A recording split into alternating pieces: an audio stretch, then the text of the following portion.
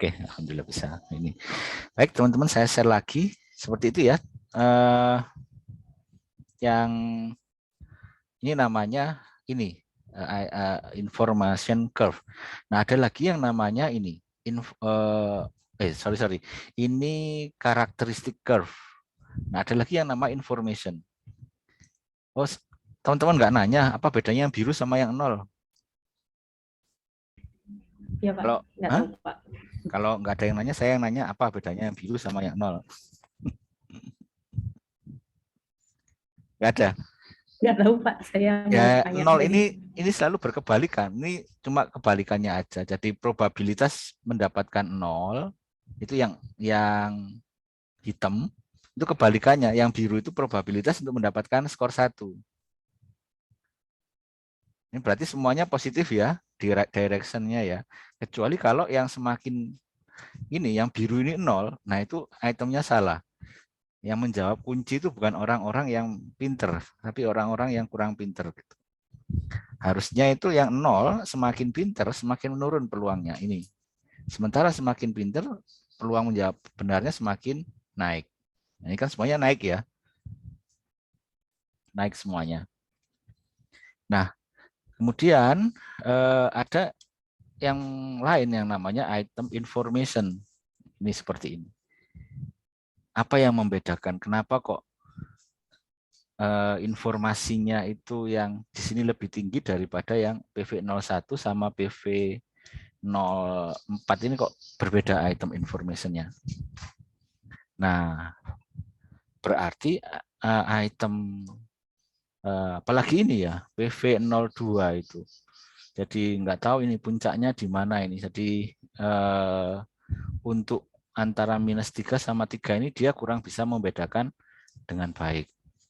Kita lihat di grafik trace-nya 02 itu seperti ini. Jadi jarak antara yang dapat 0 dan jarak yang mendapatkan satu ini selisihnya sedikit ya. Coba ini 1 dan 0 itu sangat tegas sekali bedanya gitu ya. Sehingga ini akan memberikan informasi yang besar. Jadi semakin miring itu akan memberikan informasi yang lebih banyak. Karena apa? Informasi itu adalah yang bagaimana supaya informasi itu supaya naik, teman-teman? Atau sudah kelupaan? Item information.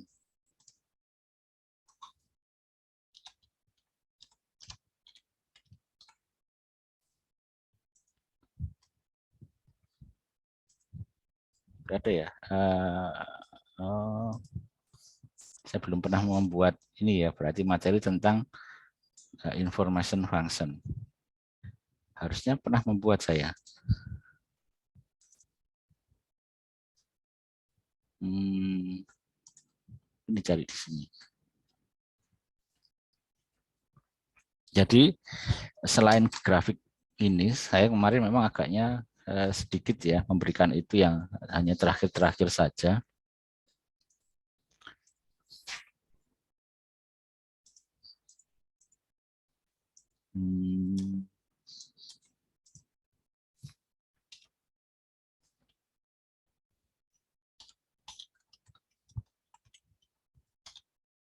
Fungsi informasi itu saja.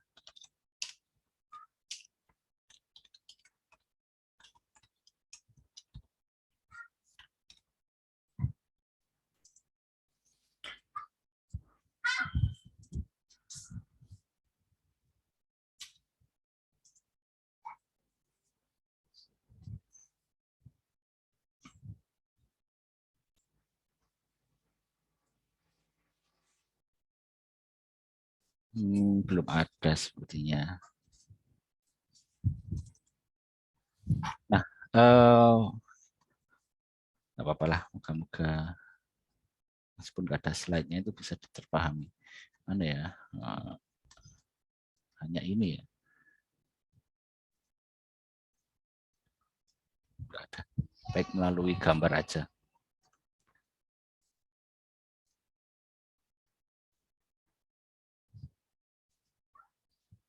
Nggak ada.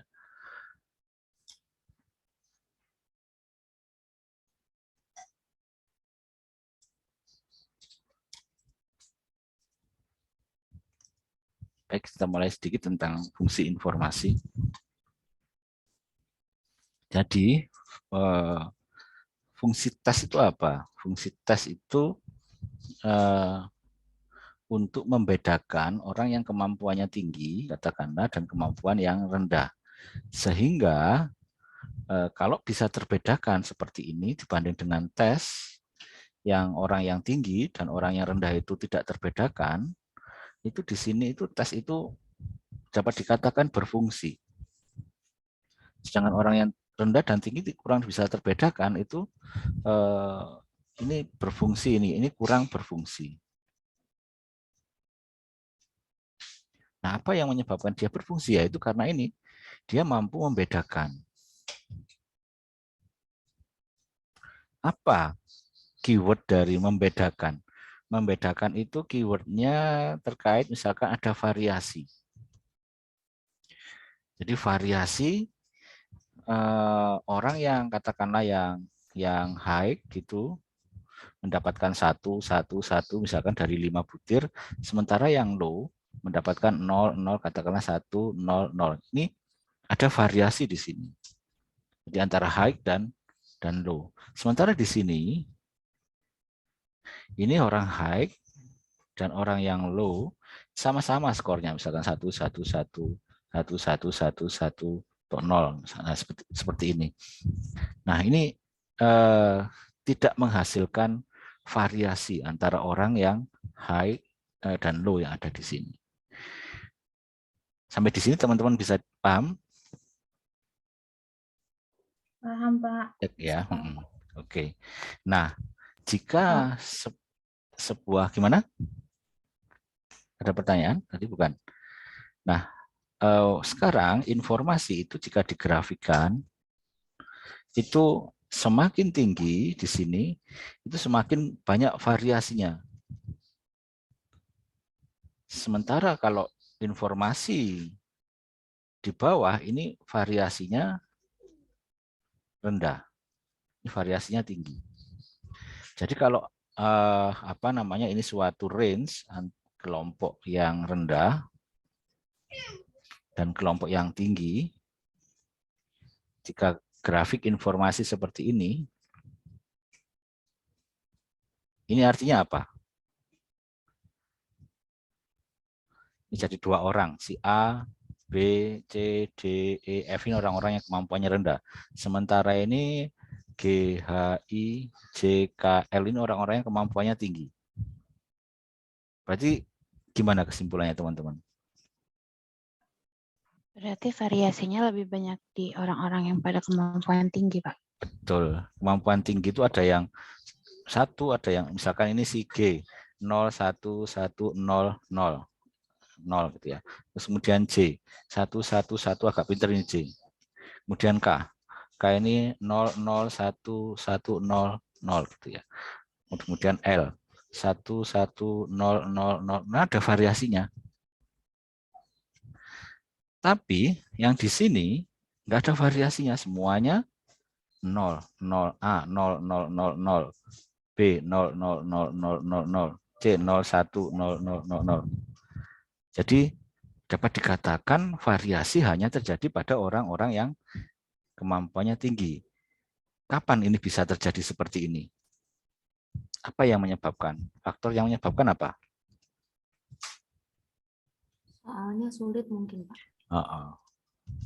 Kemarin kan sudah dijelaskan soalnya sulit, sehingga semuanya pada nggak bisa di sini. Demikian juga sebaliknya, ketika seperti ini,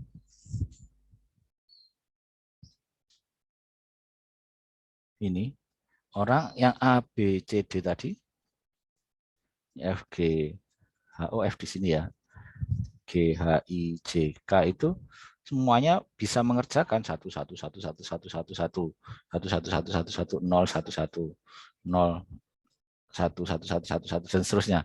Tidak ada variasi, semuanya bisa. Tapi yang di sini belum tentu, karena ada yang 1, 1, 1, 1, 0, 1, 1, 1. Kemudian ada yang 0,00001.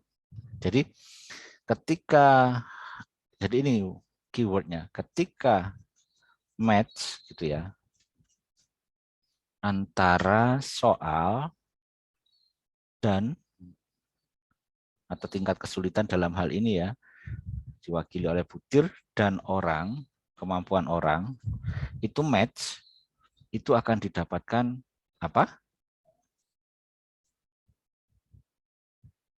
Halo? Ketika tingkat kesulitan soal dan kemampuan orang itu match, maka akan didapatkan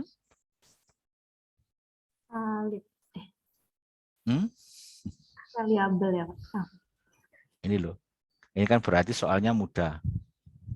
Tadi dikatakan yang di sini, kenapa terjadi variasi seperti ini? Karena soalnya sulit, sehingga gunungnya ada di, informasi ada di kanan.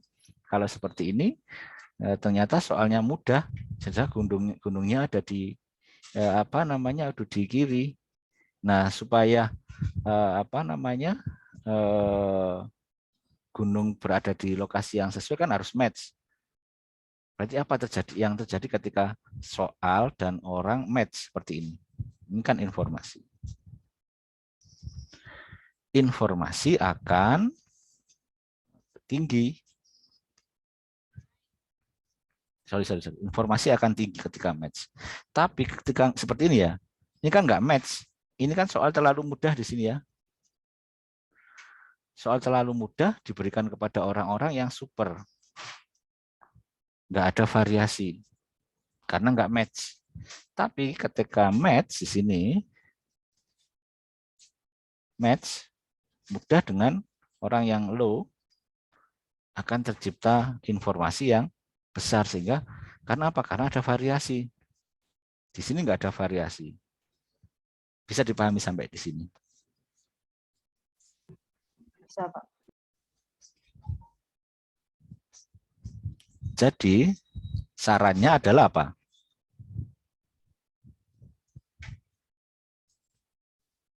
Sarannya supaya informasi tinggi terbedakan dengan baik, lakukan match ini. Apa yang di-match-kan? Tingkat kesulitan dan kemampuan orang. Jadi kalau orangnya itu misalkan hanya lompatannya itu sekelas apa namanya, lompatan di RT, lompat tinggi di RT gitu ya. Jangan dikasihkan ini lompat tinggi sekelas olimpiade misalkan seperti itu. Nggak akan ada variasi. Karena apa? Karena semuanya gagal. Antara A, B, C, D, E, F. Pertanyaan saya, siapa yang pinter? Tidak bisa dijelaskan, Pak. Tidak bisa, belum tentu. A itu bisa jadi apa namanya, karena faktor kebetulan, karena dia sama-sama semuanya sama-sama nggak berhasil. Gitu. Nah, beda kalau di sini gitu, akan kelihatan A berhasil, B berhasil, C berhasil ini ya, tapi ini gagal, ini gagal, ini gagal. Bisa terbedakan. Maka lakukan matching. Nah, bahasa lain dari matching itu adalah adaptif. Jadi suatu tes itu harus adaptif gitu ya.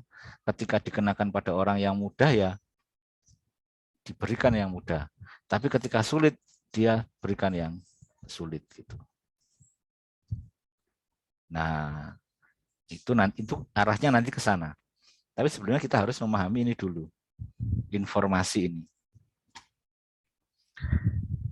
Nah, sekarang kita kembali ke grafik yang dihasilkan oleh IRT. Nah, ini ada informasi yang bermacam-macam ini teman-teman. Ini yang paling tinggi yang mana fungsi informasinya untuk orang-orang yang kemampuannya sedang. P17. P17, Pak. P17. Kita lihat seperti apa P17 itu. Nah, manis ya ininya ya, bagus ya. Ini ya. Jadi dia puncaknya itu berada di sini. Dia mampu mendiskriminasikan orang yang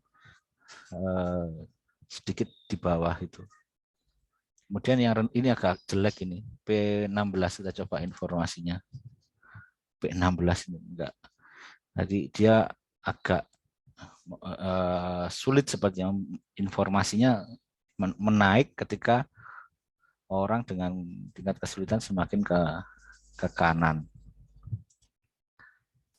Nah, sekarang kita itu merakit biasanya itu ya. Jadi misalkan ketika saya, nah ini ada setiap butir seperti ini punya informasi-informasi. Nah, sekarang kita merakit gitu. Atau ini combine ya.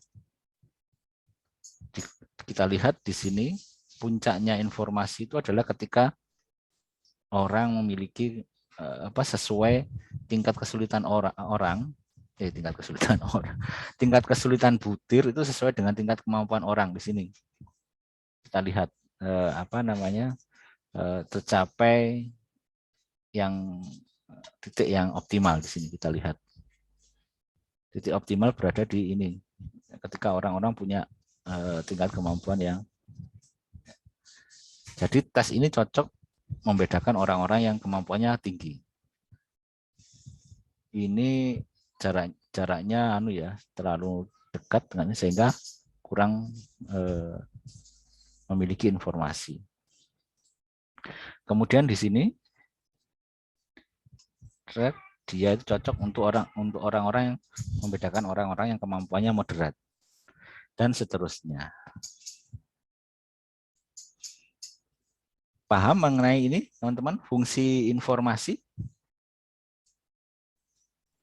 Paham, Pak. Oke. Nah, selanjutnya, jika semua tes itu, item itu dikombinasikan, akan ada namanya total information curve. Nah, ini totalnya. Jadi semua informasi ditambah-tambahkan, ini jadinya informasi yang didapatkan dari tes ini. Sementara berkebalikan dengan informasi itu adalah error pengukuran. Jadi ketika tes ini diberikan pada orang-orang yang kemampuannya sangat tinggi, itu errornya bisa jadi tinggi, nanti akan saya jelaskan. Sementara fokus dulu ke total information.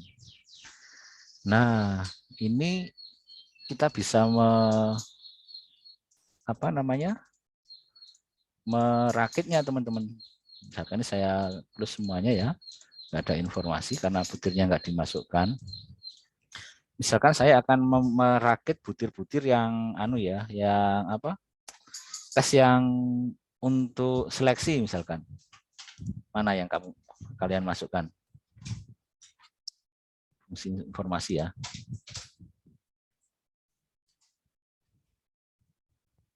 Dan ini hampir nggak bisa ya untuk rata-rata ini sedikit ke kanan ya, sedikit ke kiri ya. Nah, ini katakanlah ini bagus ini. Nah, itu nomor 1. Ya, gunungnya mulai naik di sebelah sini. Terus mana lagi yang agak sulit? Ini 19 dan 13.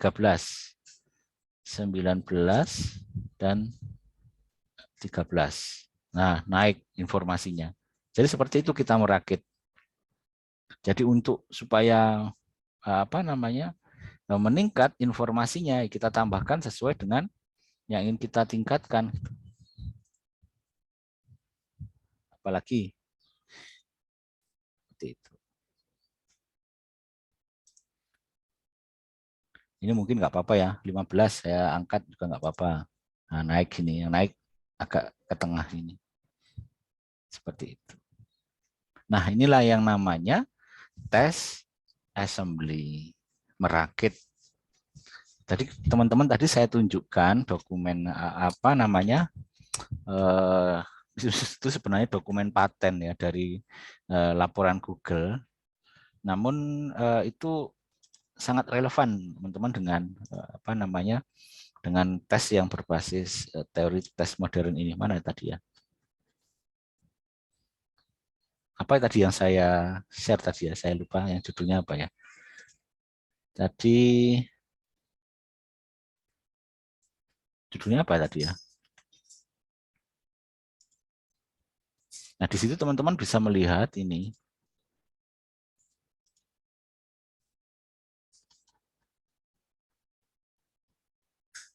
Memaksimalkan informasi tes. Saya baca tadi seperti itu.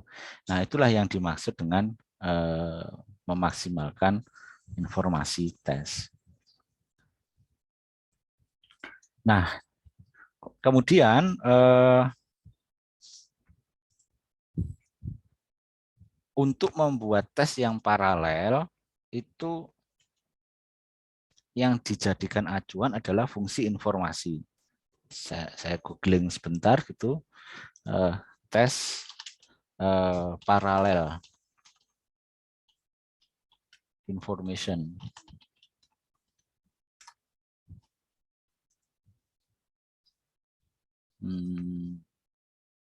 Nah ini tes yang paralel karena form A, form 2, form 3, form 4 itu ternyata ungu ya, ungu ini nggak paralel ya, karena yang hijau, merah, dan biru ini fungsi informasinya itu overlap. Sehingga Pak, belum di-share, Pak. oh iya, belum share ya. Sehingga dapat dikatakan itu tes yang paralel. Screen. Lihat yang lain. Nah, ini informasi per butir kalau ini ya. Item 1, item 3, item 4, dan seterusnya. Jadi untuk membuat tes paralel, itu jumlah butir beda tidak masalah. Yang penting yang ingin dicapai adalah fungsi informasi yang sama. Ini agak mirip. Yang sama ini yang mana ini? Tas 5 sama tas 2 ya. Tas 5 agak mirip. Tapi yang tas hijau ini agak sulit dibanding dengan yang hitam. Ini item. Saya cari test information function.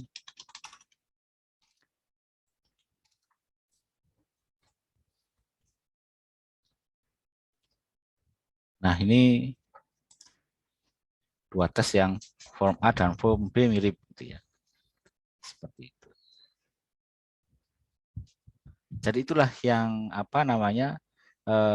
yang dikejar supaya tes itu menjadi paralel. Bukan jumlah butirnya, bukan properti-properti yang lain, tapi fungsi informasi yang setara. Atau misalkan ini teman-teman ingin membuat short version dari 20 ingin dijadikan 10 gitu ya. Nah, kita bisa merakit ulang berdasarkan informasi yang ada gitu. Katakanlah ini ya, tadi itu saya ulangi semuanya gitu, misalkan seperti ini.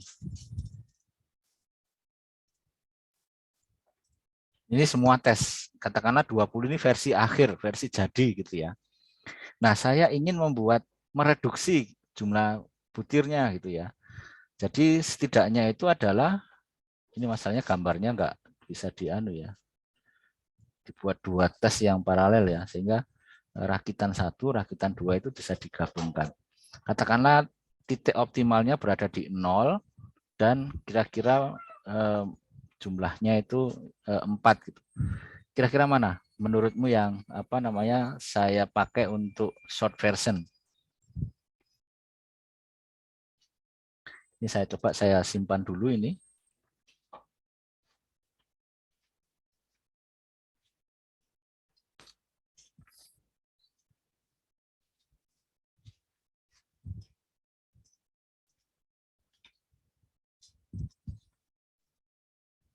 Ini ya. Nah, sekarang coba teman-teman buat seperti itu.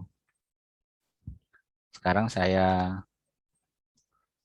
Matikan semuanya, semua butir.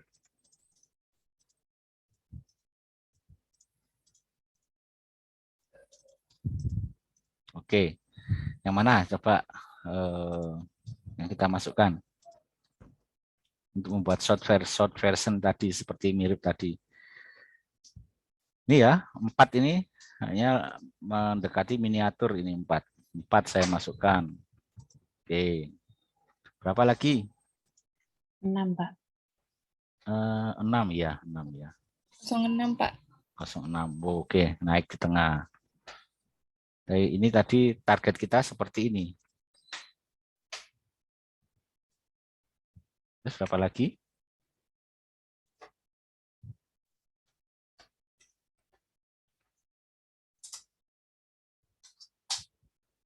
Enam, 15 ya. Iya Pak, 15. 15. Sedikit ke kiri ini ya. Baik, kita bisa menambahkan agak biar sedikit ke kanan. 19, Pak. 19. Tapi agak ini ya, rendah. Yang ada nggak yang agak sulit tapi ke kanan? Mungkin ini ya, 5 ya. 12 tadi ada, Pak. 12. 12 ya. Dibandingkan dengan ini kan landai yang 19 ya, oke. Tapi 12 mending 5. 5 Pak. Iya, Pak. Ya, 5 coba aja ya. ya. Nah, ini udah meningkat ini. Tapi agak sulit dikit ini ya. Udah. Ya, di sini. Nah, seperti itu teman-teman. Jadi merakitnya itu seperti itu. Coba teman-teman cari misalkan di googling gitu, developing short version using item response theory gitu. Nah, selalu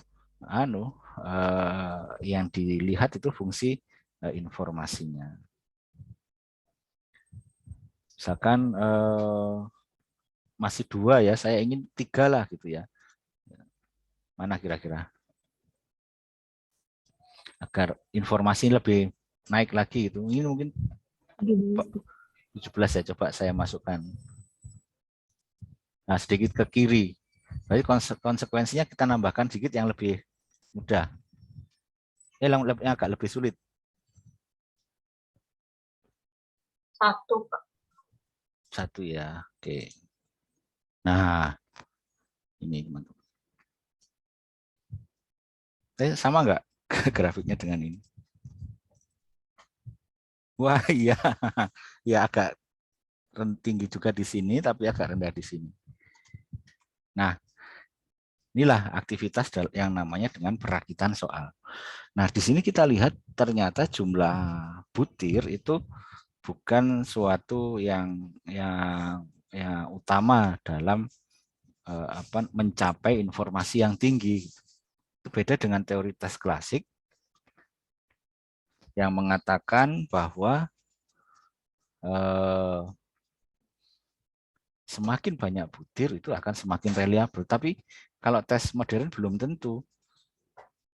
Presisi itu akan dicapai ketika orang dan tingkat kesulitannya itu sama. Jadi informasi akan besar. Jadi ini kalau dikaitkan dengan tes klasik itu ini namanya reliabilitas. Jadi reliabilitas itu tergantung dari penggunaannya. Tes ini akan mencapai reliabilitas yang tinggi ketika dipakai untuk orang-orang yang kemampuannya sedang. Seperti itu. Ya, silakan Ade. Ya Pak, mau tanya, kalau ketika kita mau membuat short version kayak gini, apakah hanya membandingkan bentuk bentuk grafiknya atau melihat total information-nya juga ya Pak? Kayak misalnya kita yang sekarang ini kan short information-nya, total information-nya puncaknya di 3 ya. Kalau yang sebelumnya itu tadi saya lihat 4 gitu. Nah, apakah kita mempertimbangkan itu juga atau? Iya, pasti ya, pasti dengan jumlah yang butir yang sedikit itu pasti akan menurun ya, informasinya gitu. Ya pasti ya itu. Memang semakin banyak butir, memang semakin tinggi informasi yang didapatkan. Namun ya ada sedikit memang varians yang agak-agak dikorbankan ya dengan adanya short version. Tapi misalkan kita 1 dan 3 itu informasinya kurang ya nggak apa-apa, tambahkan lagi di situ. Misalkan berapa ini? Misalkan kalian 3 padahal targetnya itu 4 tadi itu. Nah, kita misalkan berpikiran seperti itu. Apa yang kita tambahkan? 6 mungkin sudah. 4 sudah. 12. Tapi jadinya agak ke kanan. 12 harus dikompensasi agak ke kiri. 12 dan 18 coba. 12 dan 18. Nah, udah mulai mendekati 4 gitu. Seperti ini. Bisa diterima apa seperti itu pertanyaannya, Ade? Ya, itu Pak. Ya, kasih Pak. Tapi kalau misalkan teman-teman ini bagi saya sudah cukup gitu ya. Sudah sama gitu. Saya tidak terlalu panjang seperti asli ya nggak apa-apa. Ini sudah bisa. Tapi kalau misalkan saya ingin informasi lebih banyak lagi ya mungkin ditambahkan dengan perbandingan itu. Ini berapa butir nih jadinya ya? Yang baru ini 1, 2, 3, 4, 5, 6, 7, 8. Dari 20 sekarang menjadi 8.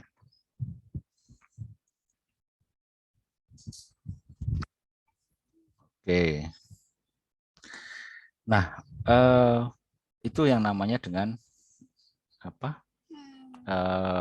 Information function. Nah, sekarang kenapa kok skor total itu bukan skor total, ya skor total ya, atau jumlah butir itu bukan sesuatu yang concern bagi tes modern. Nah, itu ceritanya itu mungkin teman-teman sudah tahu ya, mungkin Jessica udah tahu ya yang perbedaan antara pendekatan Likert sama ini, Jess, sama Thurston. Belum? Atau belum ya? Di mata kuliah konstruktivitas, belum ya? Haryanti gimana? Belum ya? Belum, Pak. Oh ya udah, apa di sini. Nah, ada 2 pendekatan dalam pengembangan tes ya.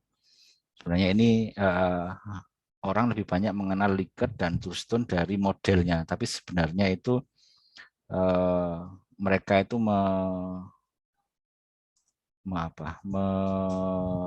memiliki pandangan yang berbeda dalam hal pengukuran gitu. Jadi kalau Likert itu mana ini ya? Jadi antara Likert dan Thurston. Tapi sebenarnya yang saya salah nulisnya, harusnya itu Thurston dulu baru Likert. Enggak apa-apa. Orang lebih banyak mengenal Likert karena lebih populer ya. Nah, Thurston itu dia mengembangkan alat ukur itu seharusnya memiliki seperti halnya penggaris gitu ya. Jadi ada yang bisa membedakan orang-orang di level rendah, sekaligus bisa membedakan juga orang-orang di level tinggi. Jadi ada semacam level gitu. Level. Nah, ini berbeda dengan filosofi pengembangan menurut Likert. Likert itu bersifat sumatif ya, jadi elemen-elemennya itu terpenuhi gitu, elemen-elemen yang bersifat equal. Jadi kalau ingin membuat skala Thurston itu ini harus ada, ini harus ada, ini harus ada, ini harus ada, ini harus ada. Berdasarkan intensitasnya. Jadi katakanlah itu misalnya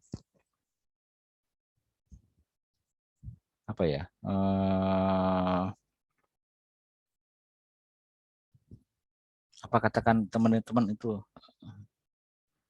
level, atau tak tunjukkan aja misalkan seperti ini. Nanti dulu aja lah. Jadi misalkan level agresi ya. Mulai dari yang paling rendah itu misalkan hanya memelototi. Mungkin ini sudah mulai memukul.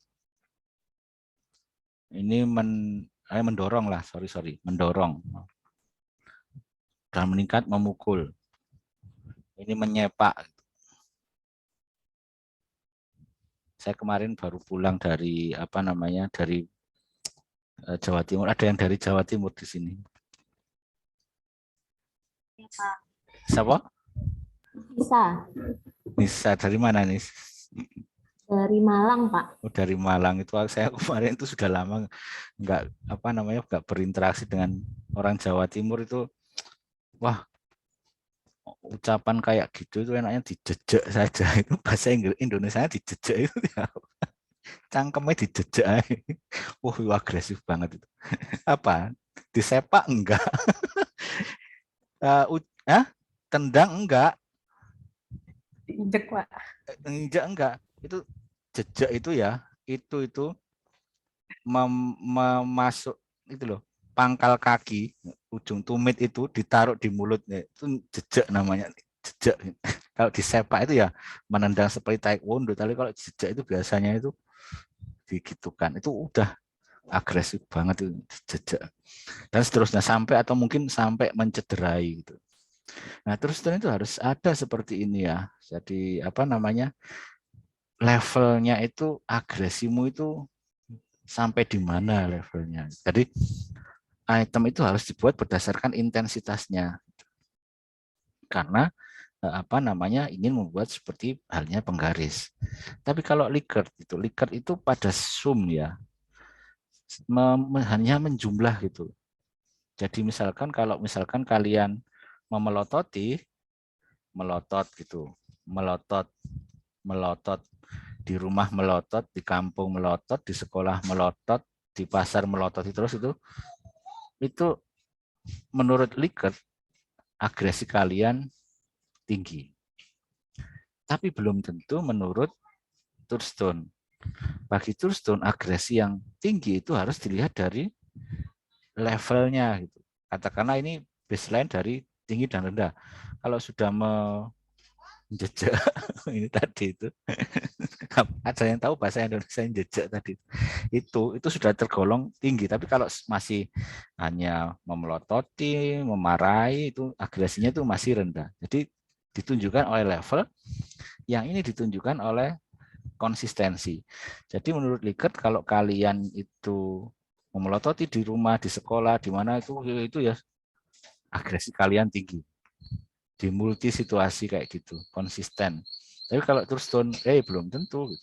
Kalau sekedar melototi ya itu agresi yang rendah gitu. Meskipun konsisten. Agresi yang tinggi itu ya ini levelnya sudah sampai mencederai. Nah, dari sinilah awal mula dari persengketaan itu. Jadi kalau kalian beli kentang gitu ke Likert itu akan dijumlah. Entah kentangnya itu kecil, besar, ini dijumlah. Tapi kalau kalian ke Thurstone beli kentangnya itu harus dibobot gitu. 2 tapi besar-besar itu bisa jadi setara dengan yang kecil-kecil tapi banyak. Ini sudah mencederai itu ya. Itu sudah termasuk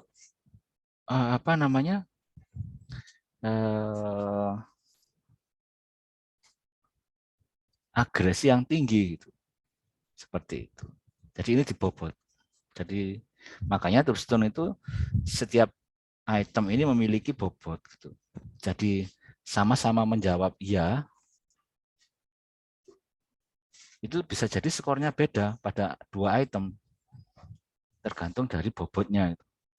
Ya kalau yang tinggi-tinggi akan berbeda dengan yang jawab ya yang levelnya rendah-rendah kayak gitu. Tapi kalau Likert itu bisa jadi itu sama. Nah di sini awal mula dari item respon teori.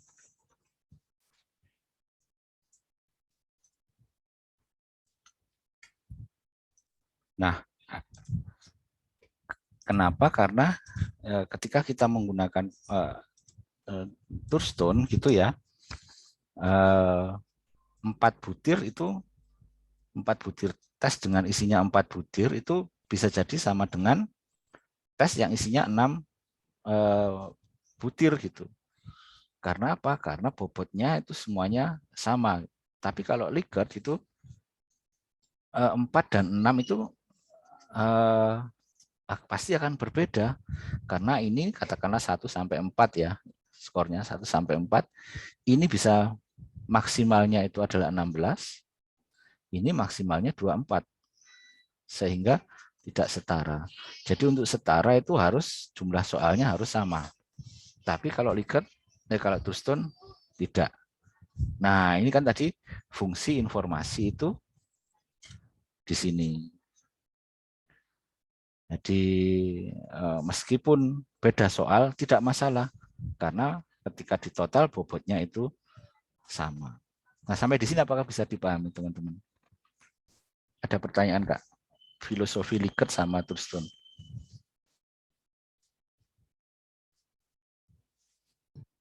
Pak, mau bertanya, Ya, silakan. kalau begitu kenapa yang lebih populer yang Likert ya Pak? Ya karena mudah pembuatannya. Kalau Thurstone, kalian harus membuat gradasi item mulai dari yang intensitasnya rendah sampai yang intensitasnya tinggi. Misalkan perilaku seksual, gitu. Mulai dari yang berapa tangan gitu, sampai dan seterusnya. Gitu. Atau misalkan depresi, itu mulai dari yang gangguan makan, gangguan sosial sampai ke arah suicide. Itu harus dibuat gradasinya. Tapi kalau Thurstone, Likert enggak. Diasumsikan semua indikator itu setara. Gitu.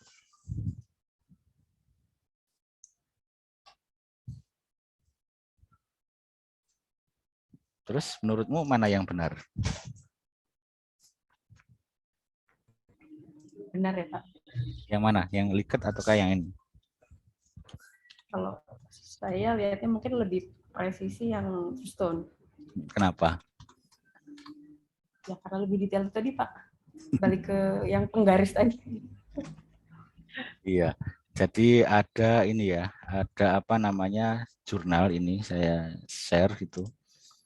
Ini menulisnya seperti ini. Tahun berapa ini ditulisnya? 2010 ya. After ini ya, 75 tahun setelah Likert gitu ya. Tahun 2010 berarti kan 75 itu Likert 19 tahun 19-an ya. Itu yang benar adalah Likert. Berarti gimana ini menurut kalian? Merasa gagal dalam penelitian?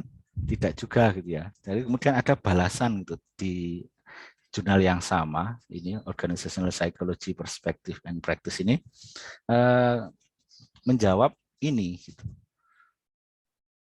Jadi Thurstone was right itu menjadi balasannya. Coba saya searching, but Likert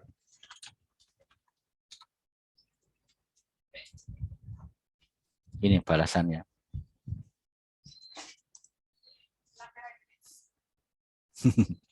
Sama di Industrial Organizational Psychology, tapi chapter setelah edisi setelahnya. Thurstone was right, but so far Likert nggak salah.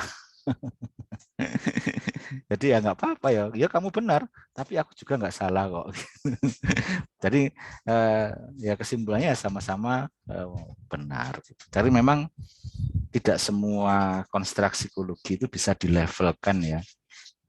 Konstruk psikologi seperti self esteem itu agak sulit dilevelkan sehingga kalau dia itu merasa berharga di sekolah di ini ya berarti dia self esteem-nya konsisten, berarti dia tinggi gitu. Seperti itu.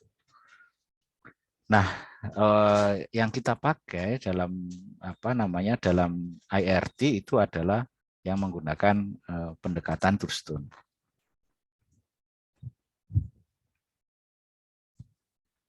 Baik, dari situ maka implikasinya itu banyak.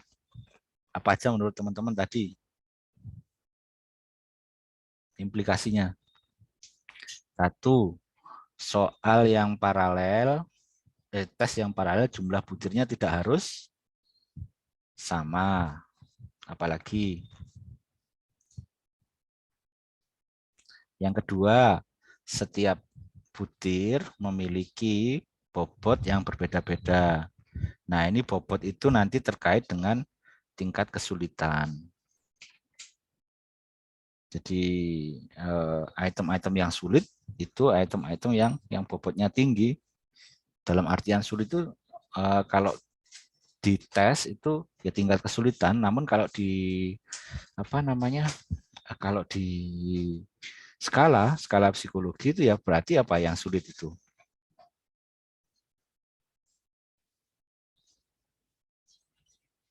Yang sulit kalau di pengukuran kepribadian.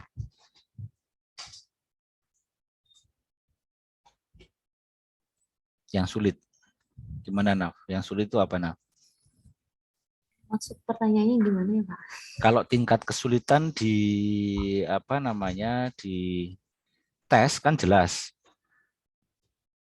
Soal yang pertama 1 tambah 1, soal yang kedua sinus 90 ditambah tangan 90. Kita mengatakan soal yang kedua lebih sulit daripada soal yang satu karena banyak orang yang jawab salah di item yang kedua, tapi jawab benar di item yang pertama. Nah, kalau skala psikologi untuk menentukan sulit tidaknya apa? Gimana? Just putus-putus tadi. Putus lagi. Ketika kamu ngomong yang terakhir jelas, tapi ketika jawab kok di tempat saya putus. Gimana apa? Yang Bapak maksud endorsability bukan Pak? Betul, iya. Nah, ini jelas banget ini. Betul, endorsability. Jadi kalau mudah di endorse, ya apa namanya itu item yang mudah gitu. Ini item ini manakah yang endorsability-nya rendah? Saya orang cakep. Itu item yang pertama. Item yang kedua, dilihat dari dekat dan kejauhan saya kelihatan cakep. Mana itu yang endorsability-nya ini? Ya semakin dibatas-batasi ya semakin sulit ya. Nah, berarti intensitasnya semakin tinggi. Atau lebih intensitasnya tinggi gimana kalau masalah kecakapan tadi? Coba contohkan deh.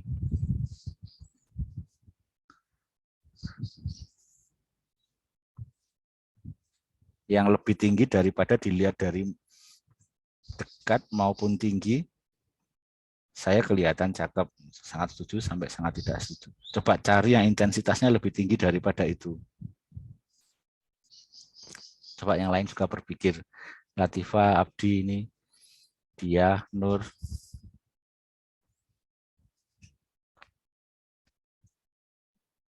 Saya akan terlihat cakep apabila apa namanya? Saya akan terlihat cakep apabila apa namanya gebetan saya di samping saya gitu. Nah, gimana teman-teman dibandingkan dengan item saya 1, 2 itu kira-kira posisinya di mana? Di atas 1, di atas 2 atau di bawah 1? Gimana teman-teman? Di atas 2, Pak. Hah? Kalau menurut saya di atas, di bawah 1. Item 1 saya cakep. Ini cakepnya bersyarat ini. Kondisional. Itu lebih mudah, gampang orang menyetujui. Karena kondisional. Atau coba cari yang lebih sulit daripada item 2. Yang endorsability-nya lebih.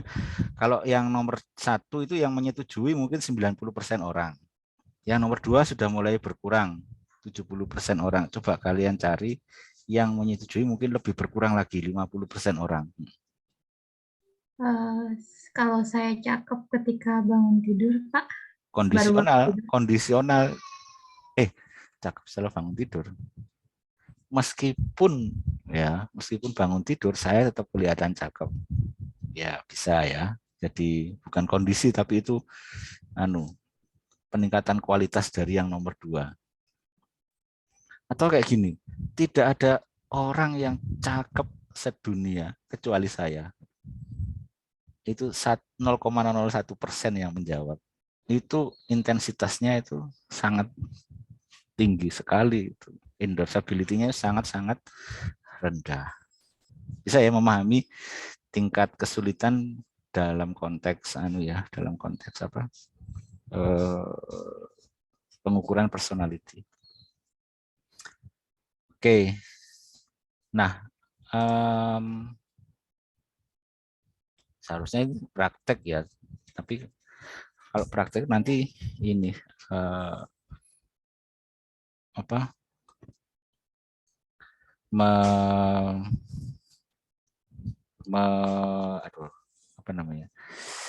nanti waktunya banyak terbuang di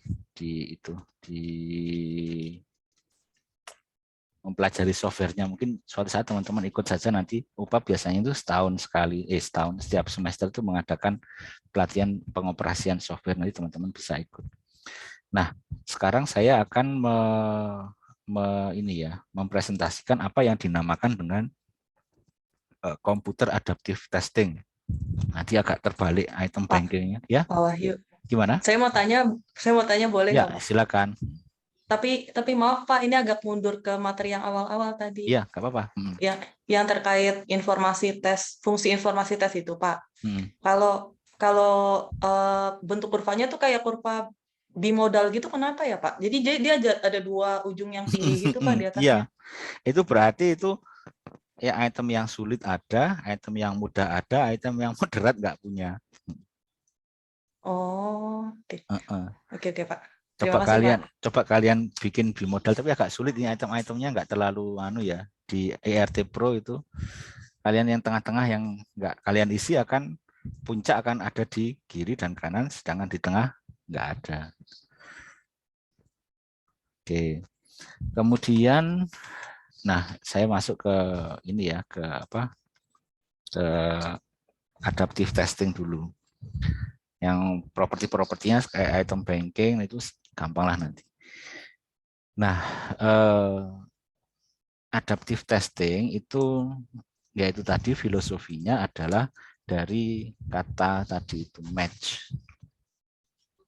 Dengan adanya match, kita akan mendapatkan variasi skor ya, skor. Dengan adanya variasi itu, maka informasi itu akan meningkat. Dengan adanya informasi meningkat, kita akan dapat memberikan hasil yang lebih presisi, atau presisinya itu tinggi. Nah, saya tadi nyontohkan ini presisinya tinggi atau enggak, teman-teman? Di sini. Kalau dilihat dari presisinya, mana yang presisinya tinggi? Antara kondisi yang ada di sini ya, di low ini, atau yang di sini, yang high ini, presisi. Low, Pak. Yang low ya. Nah, kenapa kok presisinya itu rendah? Jadi gimana ya? Saya bingung memulainya ya. Jadi presisi itu akan tercapai itu ketika kita punya itemnya. Gitu. Jadi F, G, H, I, J itu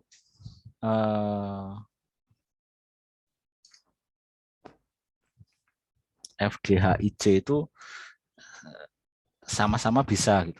Nah, ini akan menjadi pertanyaan ini. Loh, ini sebenarnya G ini kemampuannya itu tinggi, tapi kok nggak bisa di situ. Bisa jadi dia karena faktor kelelahan. Gitu. Tapi beda di sini ada butirnya. Jadi kalau misalkan seperti ini, antara A dan B, saya berikan tes loncat tinggi ya, misalkan seperti itu.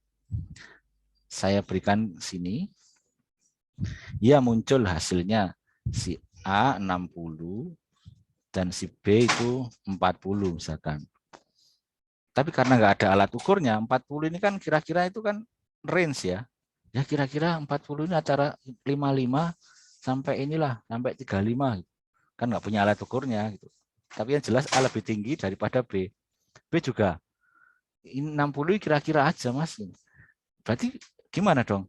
Ya kira-kira inilah apa namanya antara 50 sampai ya 70 lah. Gitu. Kita lihat ini. Nggak presisi ini, nggak standar errornya itu terlalu lebar, kita nggak pasti. Tapi ketika kita punya apa namanya tesnya di sini, nah, tingkat kesulitannya adalah 50 di sini. Nah, ini semakin sempit. Nggak mungkin di bawah 50 karena dia bisa ini kan melewati 50 sehingga 60 tapi presisinya udah semakin sempit gitu antara katakanlah itu 55 sampai 65. Ini juga gitu. Jadi ada faktor apa yang tidak kita ketahui di sini sehingga kita bisa menyimpulkan ya kira-kira dia antara 45 sampai 55. Karena ada faktor ini ya dia yang kita nggak ketahui ada di situ. Nah, semakin tepat dengan kemampuannya itu semakin sempit ininya. Jadi 60 karena ada itemnya, oh dia kira-kira itu 58 sampai 62 gitu. Nah, ini lebih presisi lagi. Nah, sekarang kuncinya apa? Faktor yang meningkatkan presisi itu. Ketika apa? Yaitu presisi tercapai ketika itu tadi, match itu. Jadi levelnya itu terukur gitu. Jadi kalau match berarti perkiraan skornya itu semakin sempit. Katakanlah 60 ya kira-kira antara mampuannya antara 62 sampai inilah 58 sampai 62. Tapi kalau kita nggak ada alat ukurnya, apalagi alat ukurnya itu seseorang yang kemampuannya 60, item kita itu paling sulit katakanlah itu 20 di sini. Nah, ini lebar banget ini. Ya katakanlah kira-kira antara 30 sampai 90. Karena nggak ada butirnya gitu. Jadi ada unsur tebakannya itu semakin luas. Tapi ketika ada butir yang mendekati di sini, katakanlah 58, nah dia semakin sempit. Ada lagi butir yang agak tinggi lagi, semakin sempit. Nah, inilah presisi akan meningkat. Precision kan semakin sempit ya, itu presisi tebakannya. Nah, presisi itu akan tercapai ketika butir itu match dengan kemampuan orang. Nah, inilah yang memulai proses adaptif. Jadi, ketika alat ukur kita sudah presisi sesuai dengan ini, maka kita akan mendapatkan skor dengan presisi yang tinggi, alias standar errornya itu rendah. Sampai di sini bisa dipahami? Beneran loh. Kalau nggak paham ya nggak apa-apa, nggak paham. Ini saya coba cari cara yang lain untuk menjelaskan. Halo. Boleh diulang lagi nggak Pak? Tapi dengan cara yang lebih mudah. Oke. Nah, aduh, harusnya ya. Oh, diskat, nggak apalah. Nah, ini videonya terekam kan. Nah, saya mulai dari mungkin yang lain dulu. Misalkan tes A. Ini tes B. Tes A mengatakan kemampuan si A, itu si misalkan Budi, itu 50. Tes B juga 50. Tapi tes A mengatakan bahwa dia rentangnya itu antara 45 sampai 55. Ya. Tapi tes B mengatakan itu rentangnya antara 30 sampai 80, meskipun rata-ratanya itu 50. Kenapa ini bisa terjadi? Ya, katakanlah ini apa namanya? Apa ini yang kayak gini nih? Misalkan kilogram gitu. Berat badan, timbangan. Timbangan hari ini menit ini keluar 30. Menit selanjutnya keluar 80. Menit selanjutnya keluar ini. Menit selanjutnya keluar ini. Tapi kemudian setelah yang paling sering dirata-ratakan 50. Ini timbangan merek X. Sementara timbangan yang merek Y itu ditimbang 45, ditimbang 55. Jadi di sini pergerakannya. Nah, pertanyaan saya, mana yang lebih presisi, timbangan merek X untuk mengukur budi sama timbangan merek Y? Iya, Pak. Nah, karena lebih sempit. Kadang menyenangkan, kita terlihat kurus, kadang membuat kita sakit perut karena terlihat gemuk banget gitu. Nah, ya timbangan yang seperti inilah yang kita cari gitu. Jadi timbangan yang memberikan informasi yang presisi, yang sempit gitu. Jadi istilahnya itu presisi itu dengan sempit ya, range yang sempit. Perkiraannya itu memusat gitu ya, fokus. Nah, ini konsep tentang presisi itu sesuatu yang fokus. Nah, katakanlah sekarang Budi dan Adi itu memiliki kemampuan untuk meloncat gitu ya, meloncat gitu. Ini kita nggak tahu ya, kita kira-kira ini 100, katakanlah 120, ini 100 gitu. Kira-kira ya, ini kita belum tahu, kita nebak aja. Nah, kita dapatkan dari alat ukur ini seperti ini. Alat ukurnya itu loncat galahnya itu 80. Nah, apakah 100 ini bisa dipercaya? Kan bisa dipercaya ketika ada range ya. Kok kayaknya itu agak jauh dikit dari galahnya, Mas? Kira-kira berapa? Ya kira-kira 20-an senti lah gitu. Oh, berarti ya kira-kira 100 gitu. Jadi ada spare di sini. Budi kemampuannya 80, berarti kita juga kompensasi yang di atas tadi kira-kira 120. Nih.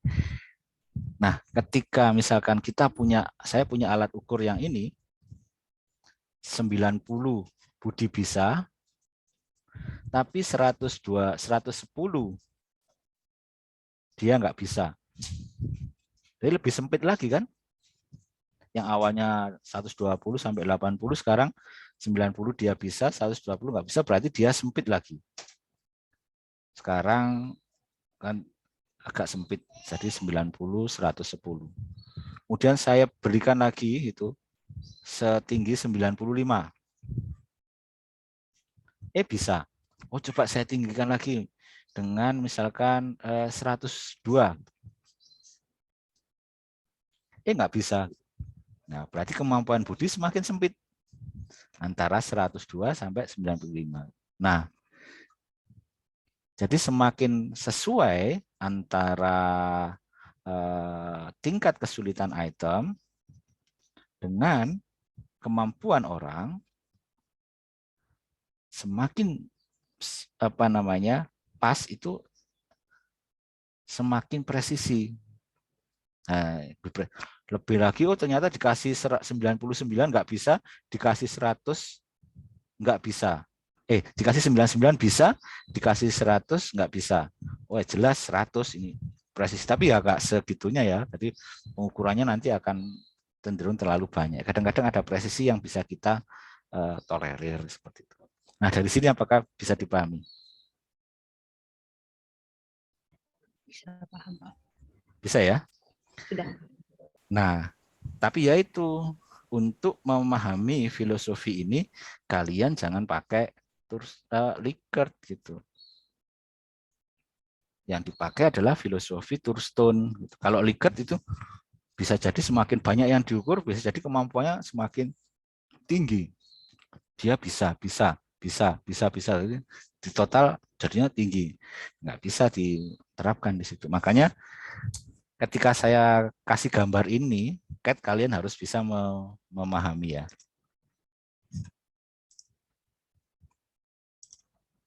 Ini contoh algoritma dari CAT, Computer Adaptive Testing.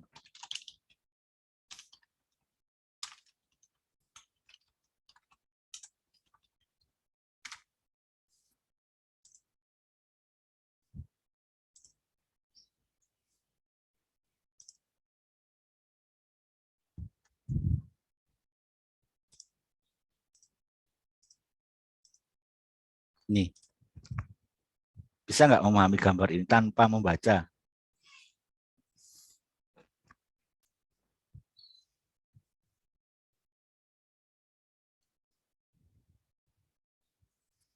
Dikasihkan 30 bisa pas.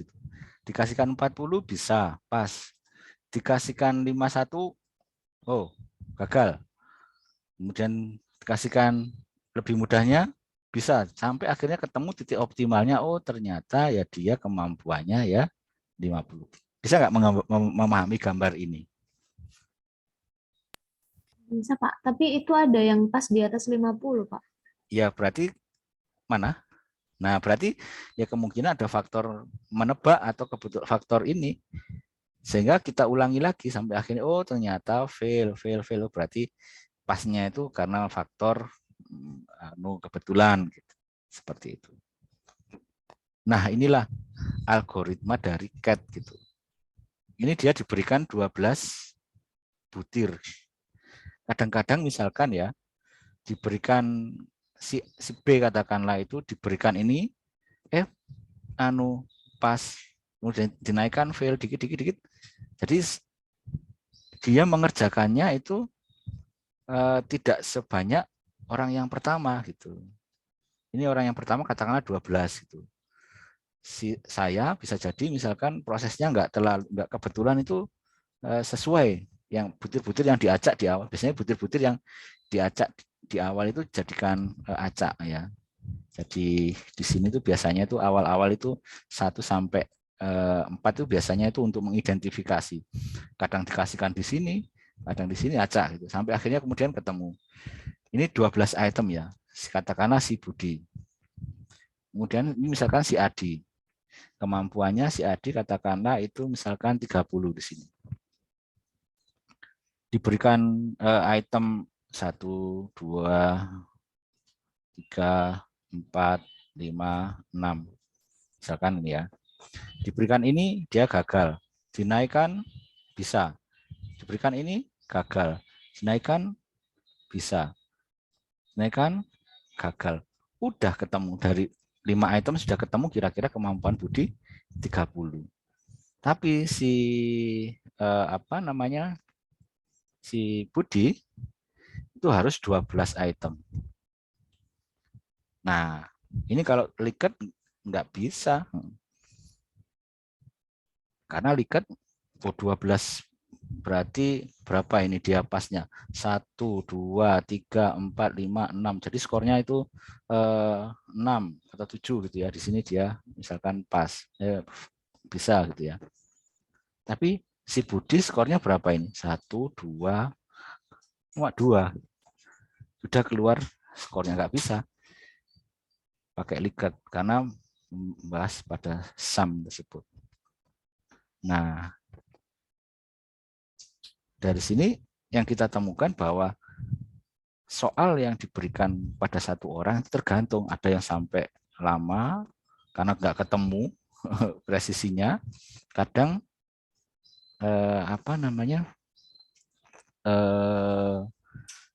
juga cukup singkat seperti halnya ADI ini.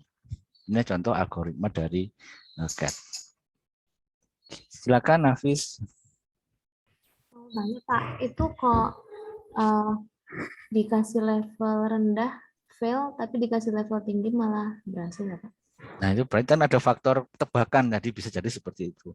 Bisa jadi pas ngantuk, bisa jadi pas ini, jadi agar oh kok bisa anu ya pas ya, nggak apa-apa lah gitu. Jadi tapi kan apa namanya kita ulangi lagi sampai akhirnya ketemu ya berarti dia di sekitar itu. Ada faktor anu ya, faktor bisa jadi menebak benar kayak gitu. Atau fail di sini bisa jadi pas karena pas nggak konsen dengan ininya. Tapi kemudian kita ulangi lagi sampai akhirnya kita ketemu ternyata di situ. Bukan gambar yang itu Pak, yang merah. Yang ini, Iya, ya, yang ditanyakan yang mana? gambar yang Bapak gambar barusan. Ini dia bisa kan berarti? Yang tapi di level bawah dia fail, gagal. Yang di satu. Oh, kebalik saya. Harusnya ini centang. Ini centang. Ini centang. Sorry. Ini harusnya dia gagal. Terima kasih masukannya. Ini dia gagal. Jadi ini dia bisa, gagal. Jadi skornya kalau menurut pendekatan Likert 3 ya. Sorry. Harusnya itu centang itu yang di bawah. Terima kasih masukannya. Tapi bisa ya dipahami ya, teman-teman ya. Nah, kita karena kalian bukan programmer ya, jadi kalian bisa tolong buatkan soal seperti ini. Apa namanya program yang bisa melakukan seperti ini. Seperti itu. Nah, sekarang apa yang syarat supaya kita bisa seperti ini itu syaratnya apa? Yang pertama apa? Punya item yang presisi Pak. Maksudnya? Punya item dari segala level. Oh, ya, jadi ada istilah item banking. Jadi item banking itu harusnya lengkap ya. Yang levelnya ini ada, levelnya sulit ada gitu ya. Dari distribusinya itu mulai dari low sampai high itu ada tingkat kesulitannya.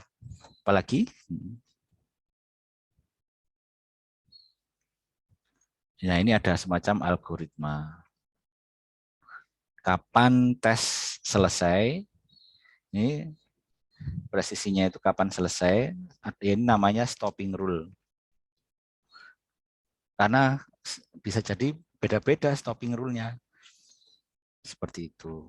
Jadi kalau ini kan misalkan stopping rule-nya itu setidaknya itu berapa poin di atas nggak bisa seperti itu. Itu agak ada algoritma stopping rule. Juga ada algoritma penentuan ini acaknya seperti apa. Jadi pengacakan di awal-awal itu seperti apa dan seterusnya. Tapi yang terpenting itu adalah ini. Harus punya item bank. Makanya dalam CAT itu biasanya dipakai untuk tes-tes yang banknya bagus, biasanya untuk tes potensi. Kalau untuk kepribadian agak sulit ya untuk mendapatkan ribuan item mengenai tes kepribadian. Seperti itu. Pak, berarti untuk semua orang bisa beda-beda jumlah soalnya ya Pak? Betul. Tergantung dari yang diberikan. Polanya juga seperti ini. Polanya lebih cepat tercapai konvergensi ya dibanding dengan yang ini. Misalkan seperti itu. Ini kebetulan item level difficulty-nya diskalakan 0 sampai 100 ya. Kalau tadi kan di IRT ini kan yang biasa dianalisis itu kan levelnya masih seperti kurva normal ya, -4 sampai 4 katakanlah seperti itu.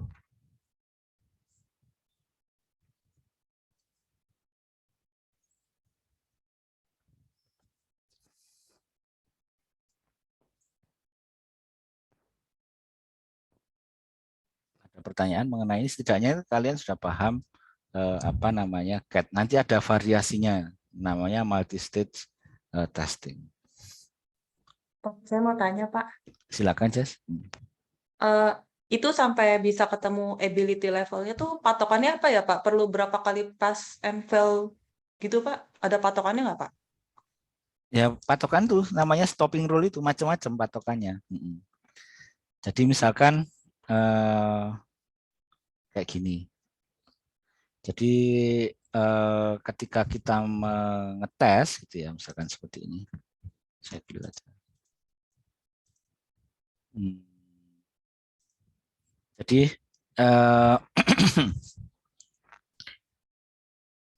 bayangkan yang ini tadi, ketika saya mengetes Budi dan Adi gitu ya dengan soal-soal yang mudah itu akan keluar standar errornya. Jadi misalkan katakanlah tadi di sini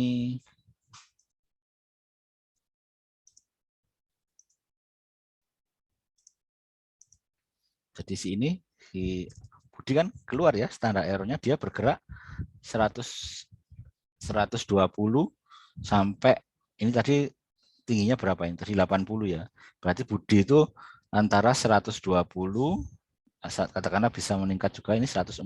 Jadi Budi itu standar errornya untuk tes 1 ini dia kira-kira 140 kok kebalik. Antara 80 sampai 140. Kemudian dites lagi yang ini dia sini nggak bisa, dia sini bisa. Oh, berarti sekarang Budi mulai menurun, kelihatan mulai 90 sampai 110. Kemudian berarti katakanlah ininya dia di 100 ya. Kemudian ini saya masih belum yakin ini, kayaknya ini terlalu lebar ininya ya, apa namanya skornya. Saya ukur lagi dengan tantangan yang akhirnya dia kemudian ya sampai terakhir dia tadi 95 enggak 95 bisa diberikan 102 99 ya. Sampai akhirnya 99 enggak bisa diberikan 102 bisa. Jadi dia sekarang ada di sini. Jadi semakin sempit. Nah, inilah stopping rule-nya. Sesempit apa yang bisa kita toleransi. Jadi kalau ternyata stopping rule-nya kita asumsikan itu ya plus minus 2 katakanlah. Nah, itu ketika sudah tercapai dengan presisi segitu, tes akan selesai. Bisa juga tesnya itu stopping rule-nya tidak terlalu strict. Jadi 90 sampai 110 bisa ya udah selesai di sini seperti itu. Jadi tergantung dari kita kapan tes itu. Tapi intinya CAT itu memperpendek ini apa namanya fokus ini. Jadi agar fokus. Jadi dia memang di situ levelnya, bukan level yang lebih tinggi lagi, bukan level yang lebih rendah lagi. Bisa dipahami seperti itu kira-kira ya.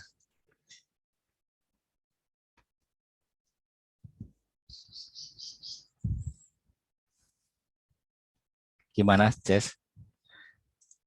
Bisa nggak? Ya, bisa Pak. Bisa, ya? Cuman tadi saya ada pertanyaan lanjutan. Tadi yang Iya, sempat nggak apa-apa. Bapak bilang ada tes yang butuh stopping rule yang lebih strict, ada yang lebih lengang mungkin ya Pak. Nah, itu ada misalnya tes kayak apa nggak Pak yang butuh stopping rule yang lebih strict? Kalau ini tergantung kebutuhan praktis ya. Kalau misalkan saya butuh untuk katakanlah untuk seleksi, nah itu saya akan butuh yang lebih strict. Tapi kalau untuk pemetaan karyawan gitu ya, apa namanya pengukuran secara berkala itu ya nggak terlalu strict ya, seperti itu. Tergantung dari ininya keperluan, bisa jadi tergantung dari resikonya. Kalau sangat beresiko ya, saya nggak mau resiko ya saya strict kan. Tapi kalau untuk keperluan umum gitu ya boleh rentangnya itu lebih lebar sedikit, masih bisa ditolerir.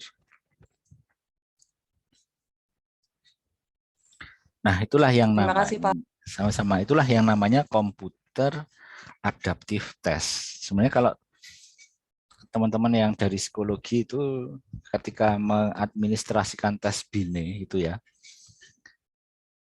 Tes BINE kan banyak ya, untuk usia katakanlah saya lupa 3 tahun sampai berapa tahun gitu, 12 tahun atau 15 tahun.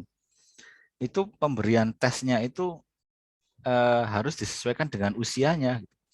Usianya dia berapa gitu. Usianya katakanlah 7 tahun. Ya jangan berikan tes yang mulai awal. Ya adaptif lah gitu. Kasihkan tes dengan 1 tahun sebelumnya. Itu namanya baseline atau basal ya. Sampai akhirnya ketemu ceiling, oh levelnya dia di situ. Nah setidaknya BINE itu sudah menggunakan dasar-dasar adaptif testing. Beda kalau yang apa namanya tes yang tidak adaptif ya, meskipun itu gampang, ya tetap harus diadministrasikan gitu.